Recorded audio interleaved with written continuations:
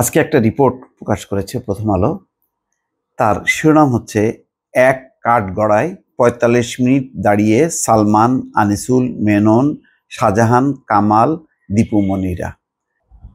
মানে এই রিপোর্টের একটা উদ্দেশ্যটা হলো যে একসময় যারা মানে খুবই প্রতাপশালী ছিলেন, প্রচণ্ড ক্ষমতাধর ছিলেন, অর্থশালী ছিলেন, অর্থের কোনো শেষ নেই, ক্ষমতার কোনো শেষ নেই, সীমাহীন ক্ষমতা, সীমাহীন অর্থ, বিত্ত, বৈভব যাদের, তারা আজকে কত অসহায়।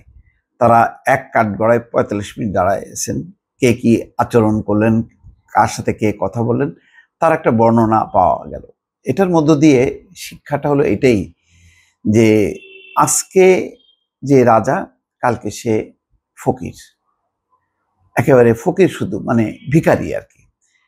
তো এই যে ক্ষমতা নিয়ে কখনো বড়াই করতে নেই, গর্ব করতে নেই, ক্ষমতা থাকতে ক্ষমতার সঠিক চর্চা করা উচিত, সঠিক মানে দায়িত্ব পালন করা উচিত। এই যে এখন এই সালমান, আনিসুল, মেনন, এরা সবাই এক কথা তাদের রিমান্ডে, যে আমাদের তো কিছু করার নেই, শেখ হাসিনার নির্দেশ অনুযায়ী আমরা কাজ করেছি। তার মানে হচ্ছে মানে তারা একটা ভৃত্যের মতো ছিল, চাকর বাকরদের মতন ছিল। তাহলে তুমি যে শপথ নিলা, সংবিধানের শপথ নিলা, শপথ নিয়ে মন্ত্রী হইলা, এমপি হইলা, সেই শপথের কি মূল্য থাকলো? একজন ঊর্ধ্বতন কমান্ডার সে নির্দেশ দিল আর তুমি ঝাঁপায় পড়লা, মানে এই আকাম কুকাম, অত্যাচার, নির্যাতন, টাকা পাচার, দুঃশাসন, কোনোভাবেই যাতে দেশে একটা গণতান্ত্রিক সুস্থ কাঠামো যাতে না আসে, তার জন্য যেই কর্মকাণ্ডগুলি করা হলো, স্বাধীনতা মুক্তিযুদ্ধের নাম করে রাজাকার আলবদরদেরকে হটানোর কথা বলে একটা যে দোজকখানা তৈরি করা হলো, তাহলে তার কি মানে দায়িত্ব? তাহলে তো তুমি তো তোমার দায়িত্বের কোনো মর্যাদা রাখলা না। তোমাকে তো চাকর বাকর পাঠানোর জন্য তুমি তোমার শপথ নেওয়ার দরকার ছিল না। তা আজকে সেই দৃশ্যটা বারবার আসছে। দেখবেন যে সোশ্যাল মিডিয়াতে তারা সারিবদ্ধভাবে যখন যাচ্ছে হেঁটে হেঁটে, তাদের একটা চিত্র দেখানো হচ্ছে, আদালতে দেখানো হচ্ছে। মানে এই দুদিন আগেই যারা একেবারে যাদের কথা বার্তার ভাব ভঙ্গিতে মূলত যে তারা ১০০ বছরের জন্য ক্ষমতায় আসছে এবং এক একজনের জন্য বেঁচেও থাকবে ১০০ বছর, তাদের আজকে কি করুণ দশা, সেই চিত্রটা আজকে তুলে ধরেছে প্রথম আলো। এখানে লেখাই হচ্ছে, প্রথম লাইনটাই দেখেন, ঘড়ির কাঁটায় তখন সকাল ৯টা।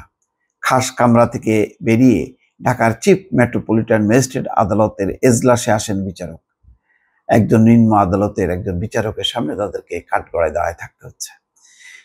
বিচারকের ঠিক সামনেই আসামির কাঠগড়ায় দাঁড়িয়ে সাবেক প্রধানমন্ত্রী শেখ হাসিনার উপদেষ্টা সালমান এফ রহমান, সাবেক মন্ত্রী আনিসুল হক, রাশেদ খান মেনন, শাহজাহান খান, প্রতিমন্ত্রী কামাল আহমেদ মজুমদার, জুনায়েদ আহমেদ পলক এবং উপমন্ত্রী আবদুল্লাহ আল ইসলাম জ্যাকব। তাদের সবার বাহাতে হাতকড়া পরে তারা বিচারকের সামনে দাঁড়ায় আছেন কাঠগড়ায়। আজ বুধবার সকালে আদালত কক্ষে বিচারের কার্যক্রম শুরু হলে উপস্থিত একজন পুলিশ কর্মকর্তা উঁচু স্বরে ডাকেন, জনাব আবদুল্লাহ আল জ্যাকব। তখন কাঠগড়ায় দাঁড়িয়ে থাকা জ্যাকব ডান হাত উঁচু করেন। কি অসহায়, মানে আসামিদেরকে, মানে চোর ডাকাত ছাত্রদেরকে যেভাবে ডাকা হয় ঠিক সেভাবেই ডাকা হচ্ছে, তারা হাত উঁচু করতেছে। এই সময় রাষ্ট্রপক্ষের কুশলীরা আদালতকে বলেন, রাজধানীর রূপনগরে গত ২০শে জুলাই বৈষম্য বিরোধী ছাত্র আন্দোলনে শামীম হাওলাদার নামে একজন ব্যক্তিকে গুলি করে হত্যা করা হয়। এই হত্যা মামলার একজন আসামি জ্যাকব। এই হত্যার রহস্য উদ্ঘাটনের জন্য তাকে রিমান্ডে নেওয়া জরুরি। রিমান্ডে বিরোধিতা করেন জ্যাকবের আইনজীবী।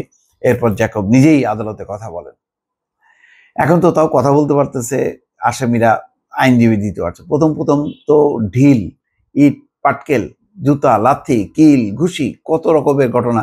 এখন আস্তে আস্তে এটা থিতু হয়ে আসছে এবং এটা হওয়াটাই স্বাভাবিক এবং উচিত। আদালতের পরিবেশটা মানে আদালতের মতনই থাকা উচিত। এখানে বাদী বিবাদী সবাই যাতে নির্ভয়ে কথা বলতে পারে, যুক্তিতর্ক উপস্থাপন করতে পারে এবং বিচারক যাতে সেগুলি শুনে রায় দিতে পারে।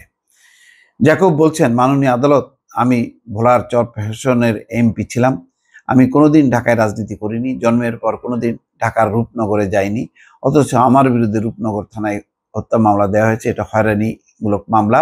আমি আদালতের কাছে ন্যায় বিচার চাই। উভয় পক্ষের বক্তব্য শুনে আদালত এই হত্যা মামলায় জ্যাকবকে ৩ দিনের রিমান্ডে নেওয়ার অনুমতি দেন।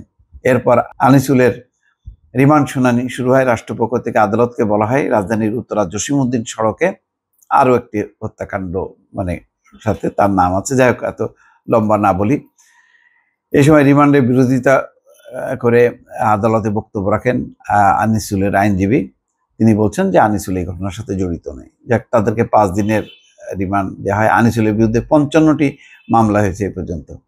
7টি মামলা এখন পর্যন্ত, তার মোট 43 দিনের রিমান্ড মঞ্জুর করেছেন আদালত। এই আনিসুল হক 55টা মামলা, লম্বা সময় ধরে আইনমন্ত্রী আছেন তিনি। তার সময় এক একজন বিএনপির নেতা কর্মীদের বিরুদ্ধে শত শত মামলা দিয়েছে। আজকে সেই দেখেন অর্ধশত ইতিমধ্যে মামলা নিয়ে আছে। কেমন লাগে বলেন? মানে ইট মারলে পাটকেলটা খাইতে হয়, আজকে পাটকেলটা খাচ্ছে। জ্যাকব ও আনিসুলের রিমান্ড শুনানির সময় বাংলাদেশ ওয়ার্কার্স পার্টির সভাপতি রাশেদ খান মেনন কাঠগড়ার এক পাশে দাঁড়িয়েছিলেন। তখন একজন পুলিশ কর্মকর্তা বলেন, জনাব রাশেদ খান মেনন, জনাব শাহজাহান খান, জনাব আনিসুল হক বলে ডাক দেন। তারা সাড়া দেন। তখন মোহাম্মদপুর থানার একটি হত্যা মামলায় তাদের গ্রেপ্তার দেখানো হয়। কামাল আহমেদ মজুমদারও করা হয়েছে। তাকে বলা হয়েছে এজলাস ত্যাগের পর প্রথমে মেননের মাথায় পুলিশের হেলমেট পরানো হয়। এরপর একে একে আনিসুল, শাহজাহান, দীপুমণি, জুনায়েদের মাথায় হেলমেট পরানো হয়। এরপর তাদের এজলাস কক্ষ থেকে নিয়ে যাওয়া হয় আদালতের হাজতখানায়।